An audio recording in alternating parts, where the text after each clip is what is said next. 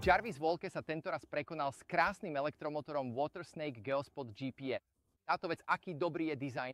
Vyzerá to, že keď stojí, ide rýchlosťou 20 km za hodinu. Neuveriteľná vec na tomto motore je, že má GPS, takže má funkciu zvanú režim kotvy. Je to také super. Predstavte si, že idete pozdĺž tohto móla, uvidíte krásne pleskáče. Tlačte tlačidlo, ukotví vás na mieste a udrží vás v presnej polohe. Takže dobrý rybolov plochých rýb na konci piesočnej pličiny. Dokonca aj teraz na otvorenom mori s útesovými druhmi prejdite cez hrbol, sadnite si na sonár, bum, zablokuje sa a udrží vás na mieste. To robí elektromotor GPS. Má tiež možnosť uložiť 16 rôznych skladieb. Takže môžete doslova ísť, vytvoriť si trasu, stlačiť tlačidlo a zoberie vás presne po tej istej trase, pričom týchto trás môže byť až 16, každá až 5 km dlhá.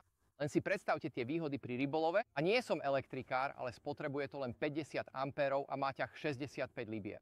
To mi hovorí jediné, je to sakramensky dobré.